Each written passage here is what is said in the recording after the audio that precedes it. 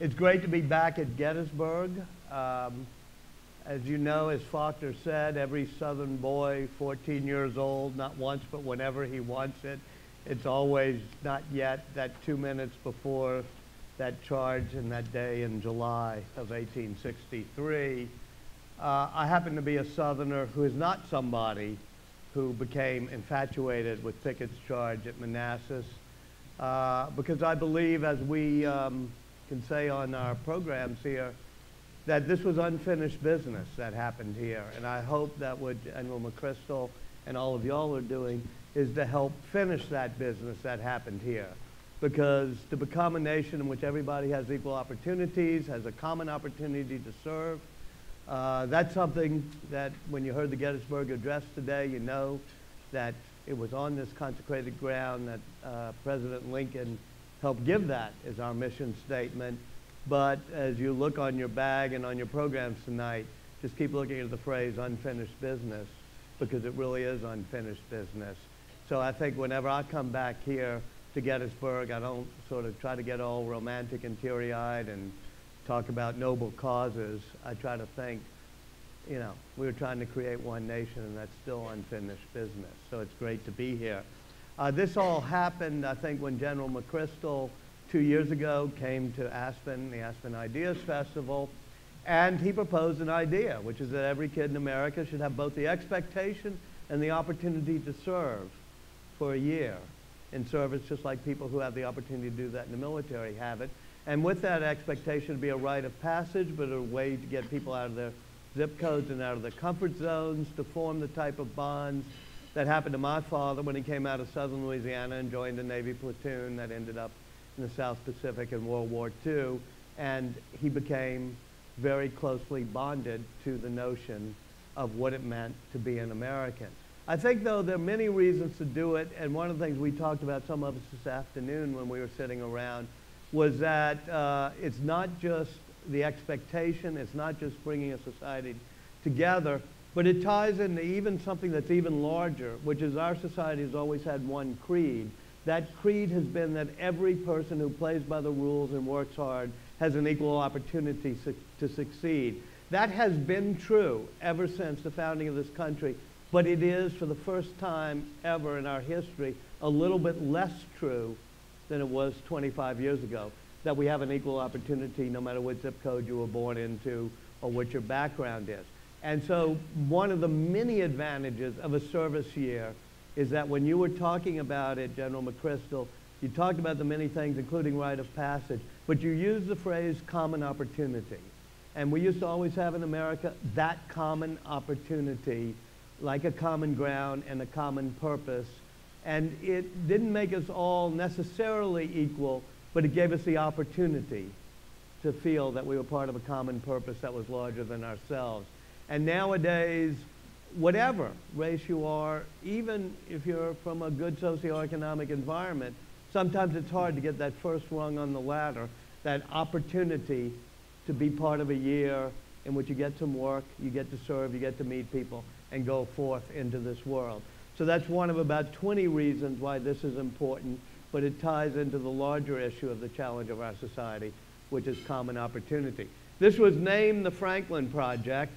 I felt kind of guilty because I'd written a biography of good Dr. Franklin, and I thought, well, that sounds egotistical, but Bridge will nod. It was your fault, you're the one who did it. But it was quite appropriate. It was the one thing Benjamin Franklin did, which was this notion that we have a common purpose and common ground in our society that comes from common service. When he was a runaway and went into Philadelphia, it is astonishing what he did in a 7-year period with a group of young tradesmen and artisans who formed a little club called the Leather Apron Club. They were all 20, 21, 22 years old, and they start by forming the militia, then they form a street sweeping corps, a hospital, an academy for the education of youth, which is now the University of Pennsylvania, the first library in America, insurance corps, and other things, so that every person had a way to serve. Benjamin Franklin, through his entire life, kept by his bed, including his deathbed, the leather bucket of the fire brigade, which was his service corps that he joined when he first went to Philadelphia. And what he said, and he carved it, if you go back to Philadelphia, it's both on the Free Library of Philadelphia and on the hospital, which is to pour forth benefits for the common good, is divine. And it was because he was asked, are you doing this for religious reasons or whatever? And he said, you know, there are a lot of religions in Philadelphia. That's why he had run away from Boston, because it was much more of a theocracy. He said in Philadelphia there are Anglicans and Jews and Protestants and slaves and freed slaves and people of all backgrounds, but they all believe one thing, which is that thou should love thy neighbor as thyself, and the best way to serve the Lord is to serve your fellow man. And so all of that was based on this creed that the good that we can do together in service to our community is better than the good we can do separately. This panel is about service and the American character. I am prejudiced because I've written that book, but I don't think that anybody of all of our founders, with all due respect to General Washington and Madison and Jefferson and even that wacky guy John Adams, that they did as much to create the American character as Ben Franklin, which was a middle-class character who said civic duty is to serve the nation. So that's what we're here about, and I might want to, actually let me start with Barbara. I'll save the best for last, Brid. But start with Barbara and ask you to tell me why you got into this and what you're doing with the Global Corps. Sounds good. Well, I got into this, honestly, because I wished an organization like Global Health Corps existed when I was younger. Growing up, I was very deeply affected by, well, a person that I really looked up to, who was one of my professors, ended up passing away because he was HIV positive. And I went to school at Yale University, and this was in 2003, and it just kind of blew my mind that that could happen. And it was a really transformational time for me. I was thinking about what I wanted my career to be. I had a really great internship in New York working for an architect firm. We were building Louis Vuitton stores, actually. And all of a sudden, that just didn't seem that exciting to me anymore. And I realized that I could choose what I wanted to do with my life, and I could actually work on solving the issues that affected my professor. But I was graduating, and I wasn't a doctor, and I wasn't a nurse, and I couldn't figure out how to get my foot in the door working on solving global health issues. And luckily for me, a woman hired me. I went up to her at a conference, and she worked in South Africa on HIV issues, and I just said, you know, how do I become you? And luckily, she hired me. And my career took a totally different shift. I moved to South Africa. I ended up moving to Botswana after that, and I ended up getting unbelievable exposure and experience working on solving huge global health challenges. And I would talk to my friends in the United States, and they would literally longingly say, oh, I'm so jealous I didn't get to do what you got to do, because they had absolutely no idea how to do it. And we were lucky that I graduated at a time when Teach for America had already been started. And so it was such a common thing for people my age to want to explore how they could use their lives to serve others and solve problems and feel challenged in the work that they're doing. And so when I moved back to the United States, I met a few other guys, and we founded Global Health Corps, very much based on copying the incredible energy that Teach for America had brought to to education, trying to do that to global health. And turns out we didn't actually need to bring energy to global health. So many young people were already desperate to work on global health issues. We were just taking advantage of a younger group of people who grew up so globally connected and so aware of what was happening in the world, and who were also trying to figure out after 2008 how they could use their careers and jobs to explore new avenues. So that's what we do. You just said something interesting, which is it isn't trying to convince younger people that they should do service. It's giving them the lane that they can, giving them that opportunity. Because it's hard to come out of college when everybody else is recruiting you and you don't have that opportunity. Yes, I mean, it's sort of unfortunate how hard it is to navigate working on social change issues when it's so easy to navigate other career paths. McKinsey or something, Bain, yeah. So how can we do that? Just start more of these corps, right? I mean, I would say that we accept 2% of the people that apply to Global Health Corps. And what's most frustrating about that is the talent is amazing. I mean, we put in more barriers to entry every year because we just don't have the team to read thousands of we didn't have the team to read thousands of applications.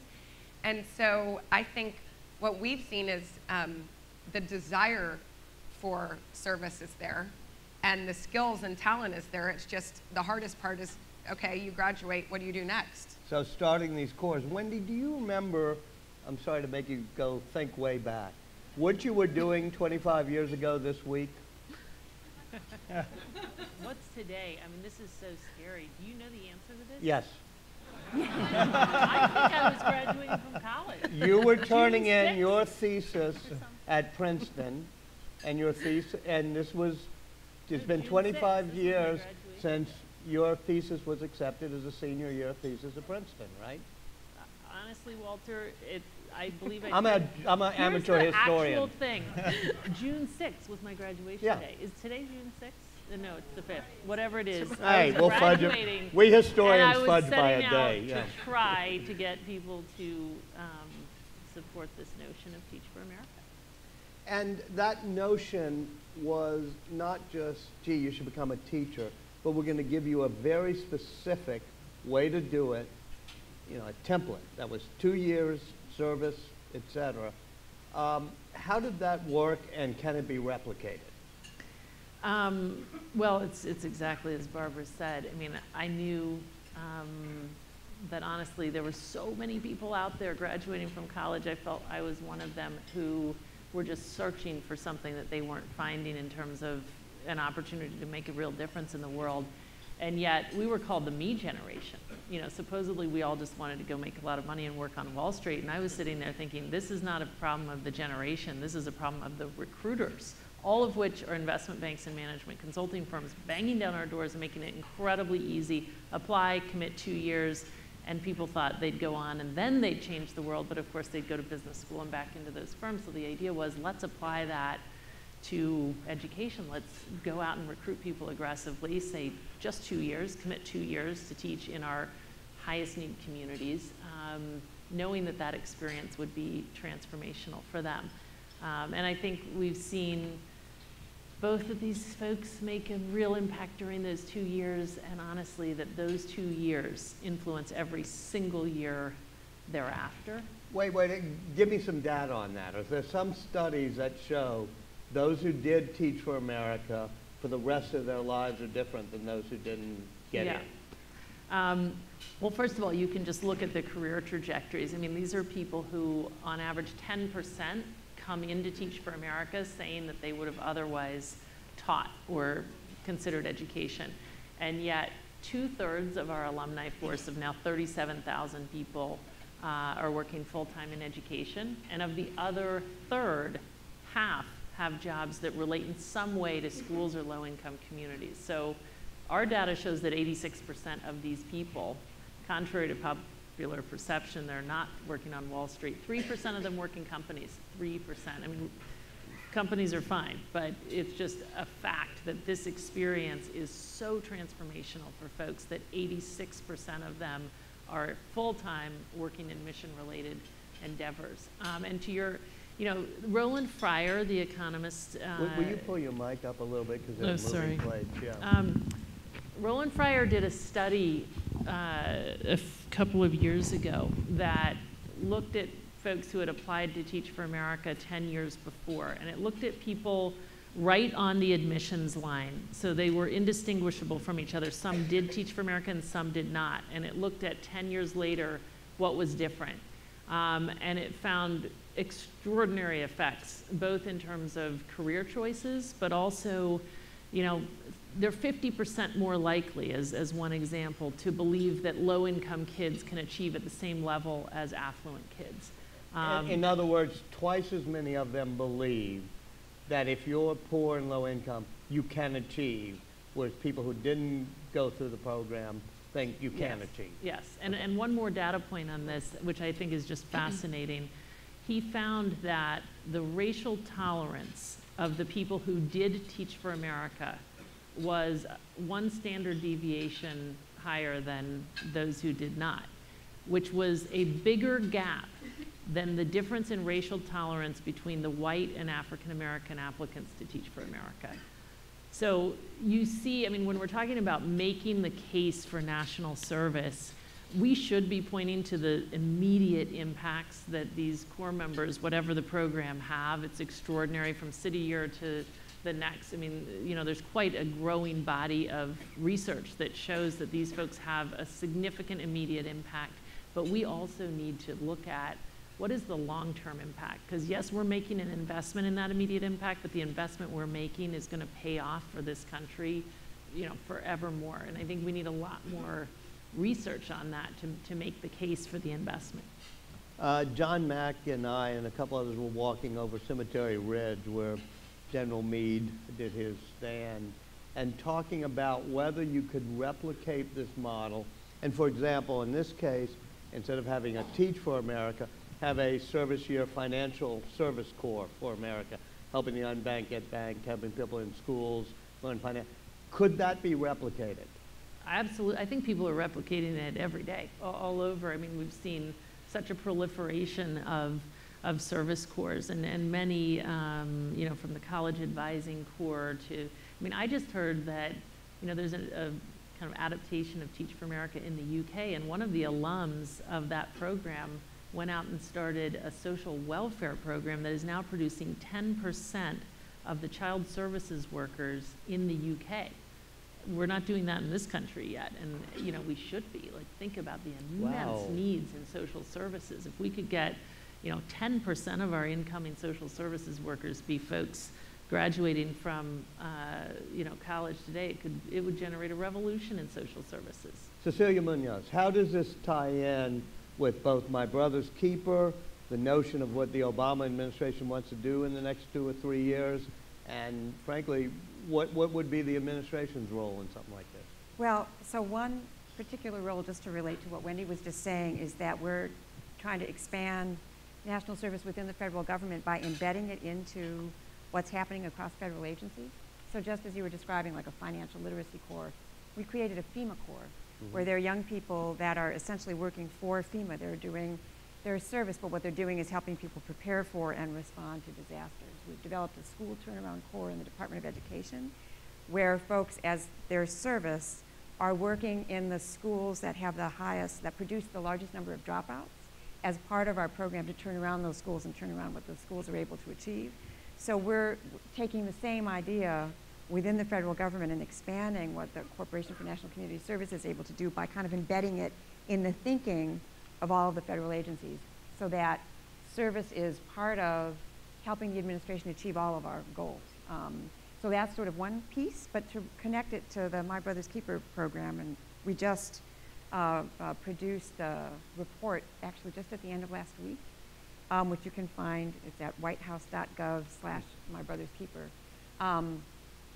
to highlight two things. One is what the federal government can be doing to make sure that we are focusing attention on boys and young men of color, because what the data shows is that there are, you know, bigger achievement gaps, bigger gaps, that if we're going to make sure everybody has opportunity in this country, we have to pay deliberate attention to constituencies who have further to go in order to achieve opportunity.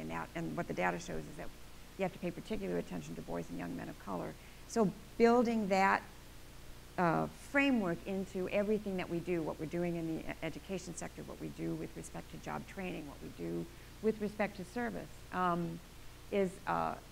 that's one piece of it. And then the second conversation is about making sure that, in addition to thinking through what the federal government can do, that we are engaging everybody else in this conversation. So we're in an active conversation with the philanthropic community, with the business community, with faith communities, based on this notion that our people, our young people in particular, are capital, our assets are essential to whether or not we're going to be successful. And that we can't just assume that government by itself can do everything that's necessary to make opportunity available. That's something that, as a society, we have to be working on together. And service is an essential piece of that, right? If we're going to foster this notion that's kind of built into the title of this program, right? That we are our brother's keeper, our sister's keeper. This is a conversation that can't just be about what government does. Government is essential. We have to do our job well. But it is, the rest of us need to be having this conversation too about what is my role as a person of faith? What is my role as a business leader? What is my role as a volunteer at my PTA in making sure that I'm making opportunity available? Mentorship, for example, is a huge opportunity. If one of the things these young men and boys need is adults in their lives to help blaze the trail, show the way, provide guidance, that's something that all kinds of different folks in different sectors can do. When the day that President Obama was launching the My Brother's Keeper program about 3 months ago, Magic Johnson was at the launch. I sat next to him, and I'm a lot shorter than he is. It was a very interesting juxtaposition. Right. But he told a story about a corporation that was interested in doing a mentorship program. They were going to go to an inner city school and meet with some of the young boys there. And he said, no, no, no, here's what we're going to do. I'm going to bring them to you. Because many of them have never seen where you work or the kind of place where you work. And so they have no idea that that's even something that they should aspire to. So he brought a busload to the company to meet with the corporate leaders and with individuals and to identify mentors. And on the bus ride home, he said you could tell that it had blown their minds, that for many of those young boys they'd never seen, that that's what work could be like, that was something that was available to them, and it changed. Just that visit had an impact on their aspirations. Wow. So we can connect what government does to what happens on the outside, and service is sort of a thread that can run throughout. Let me ask the ask not question, which is some of us as we're talking say, what should we do? Should we go to the White House? Should we go to Capitol Hill and ask for things? What should we be trying to do in terms of making requests of the White House or of Capitol Hill? Or should we say government's ineffective right now in leading this? You know, I wish I were more optimistic right now about what we could accomplish on Capitol Hill. I believe very strongly that these are conversations that we have to take to our policymakers, because that's what they should be doing. But I'm also in a place where we're only going to be in our jobs for the next 2.5 years.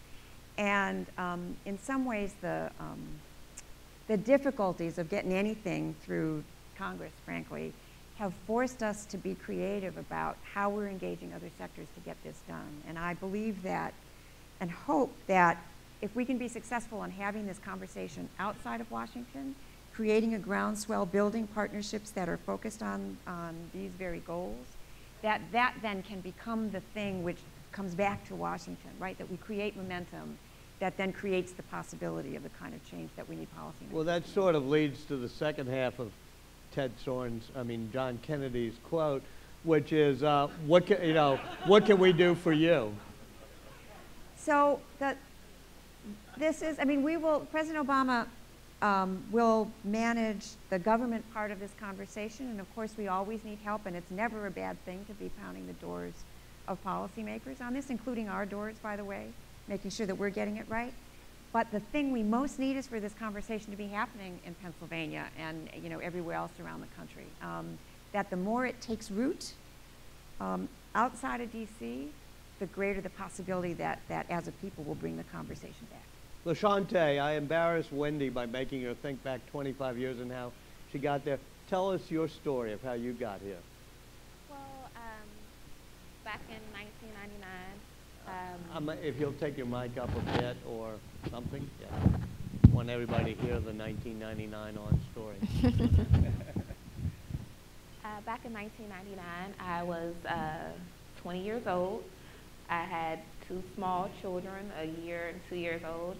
I had dropped out of high school at the time, and I was living in one of the roughest neighborhoods in Washington, D.C., and I felt like I didn't really have many options at that time. I'm looking at my children and wondering, how am I going to provide for these kids? How am I going to take care of them? Heard about an organization called Earth Conservation Corps. It was based right close to my neighborhood, and didn't really know much about it. What caught my ear was they have a GED program and they pay you to go.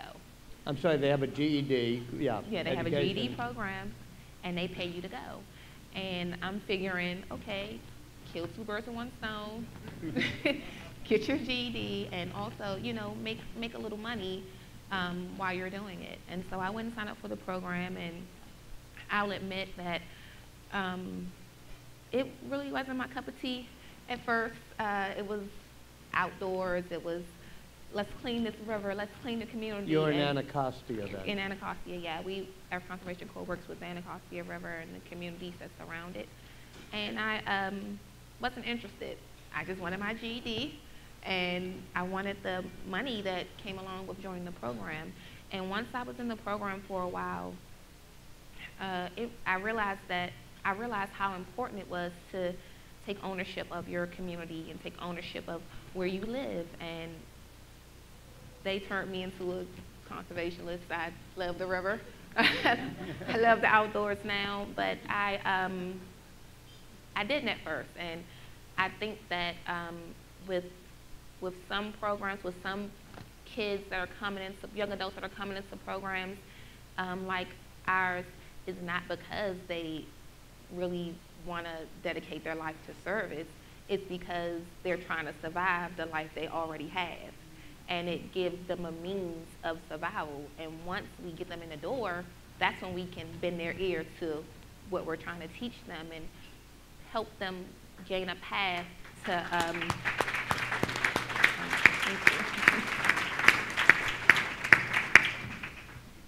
help them gain a path to whatever future endeavors they're trying to get to. They might not turn out like me, like now, and I'm just a river person now.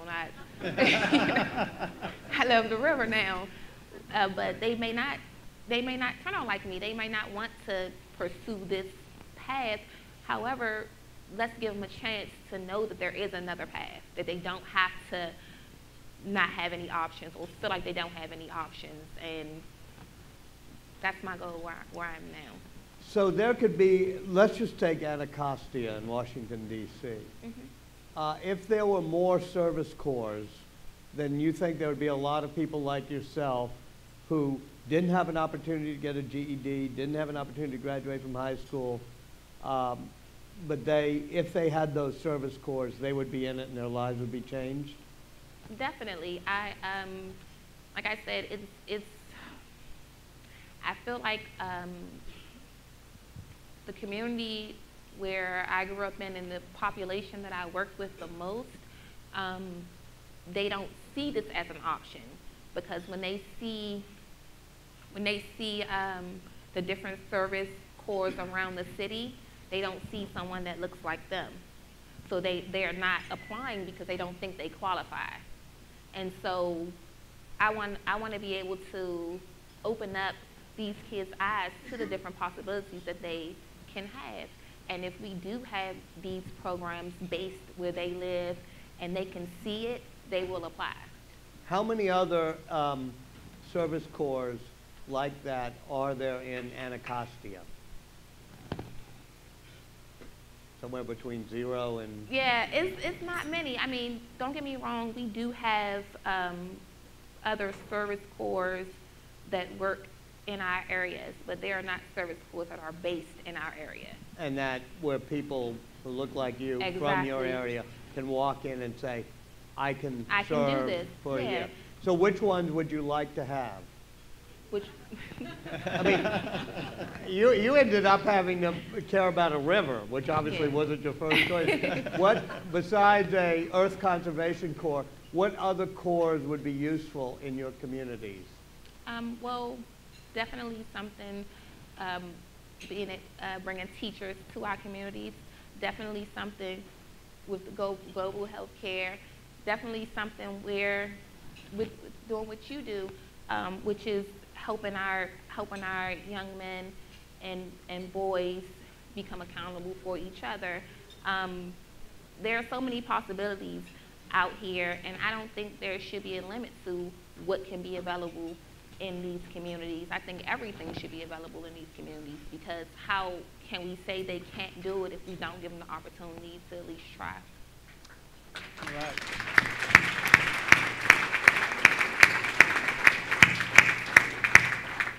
Well, if one thing comes out of this talk just now, it's I hope everybody in this room was inspired to say, what can I do to make it more likely that there's at least 1 or 2 more service corps so that your younger brothers and sisters will have more service corps in your neighborhood and maybe not have to clean out a river if you do it.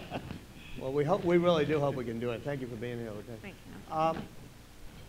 you. John Bridgeland, you obviously were Cecilia's job in President Bush's administration. You've also been appointed, to at least one thing by President Obama. You have transcended the partisanship that seems to have infected Washington.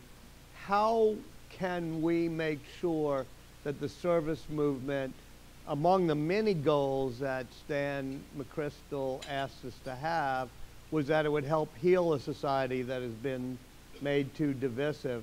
How can we make this not just a few do-good people, but something, everybody on every end of the spectrum can embrace? It's a wonderful question. I just have to brag on LaShauntya a little bit. She calls herself a river person, but she's the most effective river person I've ever seen. She and her corps, the power of national service to do big things for the country. The nation's symbol, the bald eagle, wasn't found in Washington. Mm-hmm. And it was the Earth Conservation Corps that brought the nation's symbol back to the nation's capital. And that's a big, big deal. The power of national service to not only transform lives, but do important things. It's a big question. How do you foster, it's so interesting, that young man who gave a testimonial and read from the Declaration of Independence, because when Jefferson talked about this mystical right of the pursuit of happiness, he was actually talking about something that we collectively help one another achieve. And at the end of the Declaration, we mutually pledge to one another our lives, our fortunes, and our sacred honor. And that was not just for the founders, but for future generations. And I was so taken by President Clinton's talk at the 25th anniversary of the City Year organization that Alan and Michael and Jennifer started, talked about this notion of interdependence and how increasingly, because of technology and globalization and economic forces, we're becoming increasingly interdependent, and how a service year, and Stan McChrystal talks so compellingly of how we don't really, through taxation, we're able to fund common projects. Through voting, we're able to support supposedly a candidate that a majority of people have voted for, but we don't have a lot of experiences in American life that bring people together of different races, ethnicities, income levels. I was at an Earth Conservation Corps event, and I asked the people serving, what were your political affiliations? Maybe that's my sign to wrap it up. And it was so interesting to me, Walter, that a lot of them were Democrats, a couple of them were Republicans, and one was a Tea Partier. And I asked the Tea Partier, why are you here? Why are you serving? And he said, I believe in citizen action.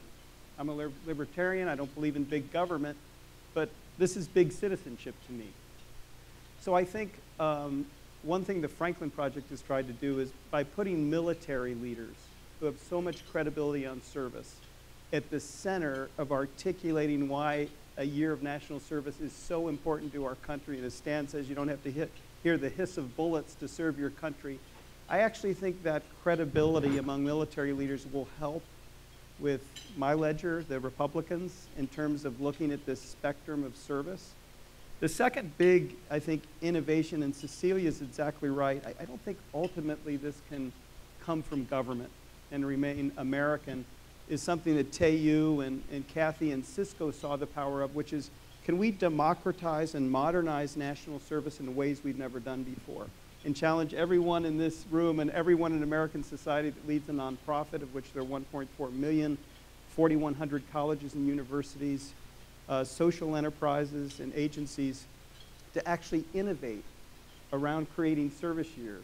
So we have dozens of global health corps and Teach for Americas and My Brother Keeper's Corps and Earth Conservation Corps and Financial Services Corps in ways that give people an opportunity not only to have a service experience, but to see it as a pipeline. When we surveyed dropouts across the country, and I will wrap this up, the leading reason they gave for dropping out of high school was they didn't see a connection between what they were learning and what they wanted to do in life. And we asked them, what's your number one solution? They said, a service year, a service experience, so that it's not, it's a pipeline to college and a decent job. And so I think innovating around a course credit or a credential for that service year is really, really important. Where's Latea? You pointed her out from Cisco. Lateu, right here. Lateu, yeah, stand up if you would. Because, thank you for what Cisco's doing. It does seem, and there are many in this room, technologists. I know I've gotten some emails from people in terms of innovation, technology, and whatever. But it does seem to me that on my iPhone, there's an app for almost everything. If I wanted to find a karaoke bar near Gettysburg, it would take me one click. Yeah. But if I were in Anacostia and I wanted to find a service corps, it would be a little bit more difficult. So maybe that should be our challenge too, which is to bring the notion of national service into the 21st century. Yeah. Stan, did you have any question you wanted to pose? And all right. Well, let me then go. Is there anybody else who had one thing they want to say? I'm happy to open this up. Being a poorly paid moderator, I'm happy for you to help me if you have a question. Well, let me then go right through one more time, and then we'll finish up, which is, what can we do to seize this moment of opportunity? We've had a lot of events like this, a lot of inspiring things about what it does in a community like Anacostia. What should we be doing next? How do we make, we talk about it being nonpartisan. I don't want to embarrass you, but whether it's your father or your grandfather, I saw Greg Petersmeyer a moment ago. This was a cause that both parties were very involved with, which is service, being volunteers, being part of a community and a civic society. How do we seize that moment and make it a great moment again? Starting with you, Barbara. Yeah. I think, to be honest, I kind of echo that it doesn't necessarily need to be a government thing. I don't know that most of the people that did Global Health Corps would have done it if it was a huge government program. I think what they thought was exciting about it was that it was people their age that were saying, I know what you're interested in doing, and I'm going to maximize the skills that you have in solving problems. And ultimately, right now, when we polled all of our Global Health Corps alums and we said, what was most important to you about doing Global Health Corps? We thought that they'd all say this opened the door to an incredible, they're now all working for the Minister of Health in their country. They're in these incredible positions where they have huge influence. And what they said instead was, I found essentially a family. I found a community of people that maybe didn't have a shared experience, but have a shared passion and belief for a different vision in the world. And that's what's been the most important part of this year for me. And we have now all these great sort of stats of how they're working together. We have 2 marriages and we're 5 years old as an organization. From 2 different countries, by the way. We had our first baby this year. Yeah. But I think, I'm digressing, but I guess there's something about the community that you build when you're doing service, and that's what's meaningful. It's the relationships that you build. It's the lessons that you learn from each other. Our fellows in Boston are implementing best practices that our fellows in Rwanda perfected. And I think the reason that I'm saying all of this is there's something that you don't want to lose that idea that we're doing this together to build relationships.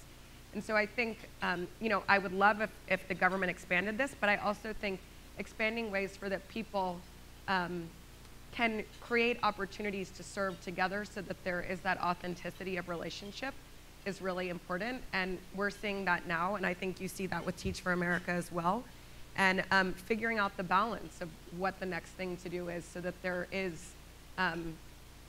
are those really important, powerful relationships that then do break down barriers and break down borders and break down geographies. What you said is an important takeaway, which is there's a community you create when you do service. Yeah. This is, as I say, we're talking about the American character. There is nothing more ingrained in the American character than that notion of barn raisings, quilting bees, the voluntary getting together to do things of service to your community, whether it's Ben Franklin or the first, people doing an errand into the wilderness. They did it because it formed the community. It was something Tocqueville so badly misunderstood when he said that Americans are strange because they're individualists but they like to form associations. There was no conflict of that in the American character. And so that's an important takeaway about why we want a year of service, so that we all have that common rite of passage. Wendy? Is this working? Okay.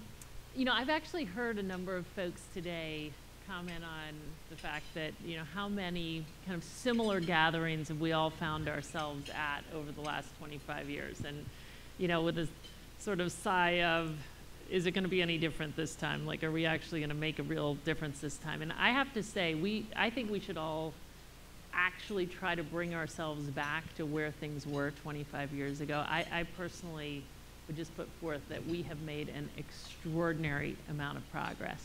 You know, I think about what Alan and Michael set out to do 25 years ago. I mean, it's, you know, and together with so many other folks, I mean, we have actually built a significant, I mean, it's not of the grandeur that we're now envisioning, but we have shown that we can do this. We can do this at a significant scale, and we've proven results. You know, national service can generate immense immediate impacts and really, really important long-term impacts. I'm sitting here listening to you talk about your community and realizing that, you know, 10 years ago, let alone 20 years ago, there was no hope for the Washington, D.C. public schools. It's now the fastest improving urban system in the country. And you know what? National service has an enormous amount to do with that.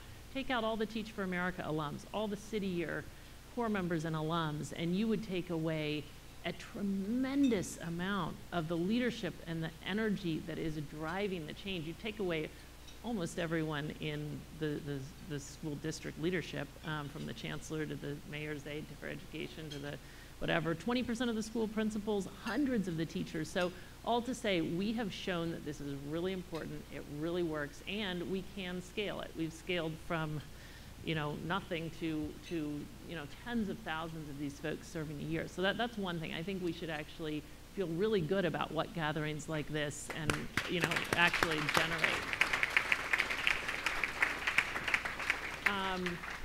But now, you know, we're stepping back and saying, okay, so we understand the promise of this, and we see the possibility, but now we've got like a much bigger ambition. So how do we do this at a just completely different scale?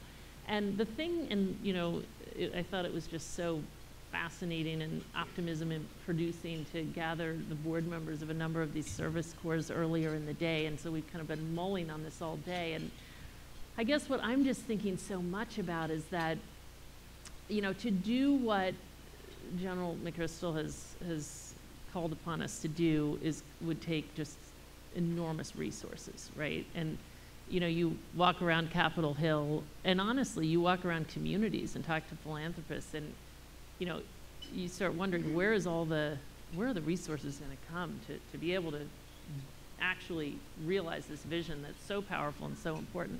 And the thing that I've been thinking about is actually this country is going to have to invest, I don't know how many zillions of dollars to, you know, for its pure, you know, I'm losing the word, but I mean for its livelihood. I mean, we're not going to make it unless we invest a tremendous amount in re-engineering what we are calling the school-to-work connection.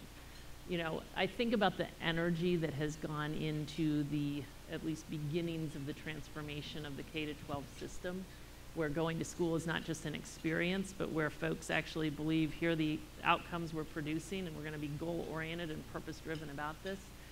We haven't even begun, I mean, we haven't even begun to imagine the transformation that has got to take place in our higher education system if this country is going to keep up with the rest of the world. And you know, when you think about the enormous resources that are going to go into that in the next 20 years in this country, you know, think about doing this in a truly American way. You know, if we can figure out how to give all of our kids, not just the kids who are right now the 30+% kids who are headed to and through college, but all of our kids, the kind of meaningful experience that we know national service can provide them, which does in the, you know, at the same time build the 21st century skills that our employers are looking for. You know, But wait, explain that a bit more. Why service builds a 21st century skill? well, you know, we spend so much time trying to figure out, well, how are we going to re-engineer our K-12 system, our higher ed system, so that we actually build collaborative skills and problem-solving skills and the kind of, you know, all the various skills that we know that our employers need. And here we have national service programs that are doing it already every day. So I just think, you know, when you start thinking about the coalitions of folks who will be, with or without us folks over here thinking about national service, trying to figure out how to do this, the higher education community, in partnership with the K-12 community and the employers, you know, and you start thinking about, wait, let's broaden our tent here, because we know we believe in national service and all the reasons that that could just be a game changer for our country if we could radically scale it. But if we can combine that conversation with the conversation that over here is about to get billions of dollars invested in it, then I actually think we actually have a chance to realize the big vision and engage, you know, many, many, many more, I mean, all of our nation's kids in the kind of service that we know will have the incredible benefits for our society that we've seen it has. That's another great takeaway, which is the huge challenge of schools to the workplace. How in the 21st century do we make that link? One of the key elements of making that link will be something like a service year. Yep. That's brilliant. Thank you. Cecilia. So as eloquent as we are about service as an avenue for creating opportunity for others and making the kind of change that Wendy just described, you know, in the DC school system and other school systems all around the country, I think it's important to make sure we are equally eloquent as you were and are about service as also an opportunity or an avenue to opportunity for folks, right? In other words, this isn't just about what we achieve for the people that we serve. It is about what we achieve for the people we are asking to serve. And making sure that we understand it as an avenue to opportunity itself, and we create those avenues in neighborhoods like Anacostia, I think is absolutely essential to whether or not we're going to be successful. Well, that is a huge takeaway, like we started this evening with, which is the notion that this creates the common opportunity that my father had when he joined the Navy to get out of Southern Louisiana or whatever, which is it's not just that we get to go serve and help other people, but this is an avenue that once again restores the American dream, which is that every person should have a good opportunity. This is a pathway to an opportunity, as it was for LaShauntya. Further thoughts, LaShauntya? Well, I don't exactly know how it's going to work. All I know is that it's going to work. We, on the back of our uniform shirts at Earth Conservation Corps, we have a quote from Diane Fossey. It says, "Conservation begins with the boots on your feet." And that means that nothing can get done until you move your feet. So while we're figuring out what to do, and I know we'll come to we'll get a great idea and it's gonna work, I'm gonna still just be out there moving my feet every day, making sure that this community that I serve is getting what it needs, so. All right.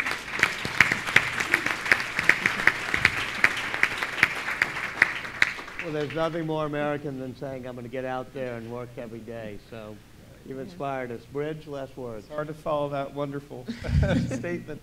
I just note there are 6.7 million opportunity youth disconnected from school and work in this country. And if you're not moved by the moral case to engage them in service, and interestingly, 70% of them want to serve their country, and only 3% have the opportunity. And it gets both to your issue about service being an on-ramp to college and a career, and to your issue, Wendy, about being a pipeline. The other thing I'd just add is I think we've lost a sense in the country that we can do big, bold things together. And I know it was last time the military was engaged, not General then, but George C. Marshall organized 33 civilian conservation corps camps. And through the CCC, which is our largest national service experiment, 3 million young unemployed men over 9 years planted 3 billion trees. Think of the carbon sink impact of that. Agricultural drainage for 84 million acres, which is the exact size of our national park system. 800 parks created. I looked today at what the Peace Corps is doing in 42 countries in Africa. Over the last decade, we've gone from malaria killing 2 million people a year to 3.3 million lives saved. And the Peace Corps has played an integral role in the Hang Up, Keep Up BedNet campaigns. Other thing I'd say is, veterans reintegration. All these veterans are coming back from multiple tours of duty in these 2 wars.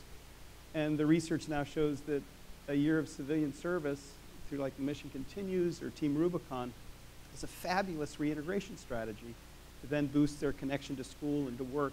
And so I'd love to see, in addition to all these wonderful ideas of big pathways for a service year, the identification of those, great national challenges that a service year could help solve. And I think one of the best ones is when City Year went from kind of a more broad mission to focusing on the 15% of the schools that were dropping out 50% of the nation's dropouts, and gave them loving mentors and tutors at the right times in the right places at the scale and intensity required. I'm on their board. Every board meeting you see attendance and all these early warning indicators of students staying on track, going in the right direction. And so I think connecting a service year to solving big national challenges is going to be critical.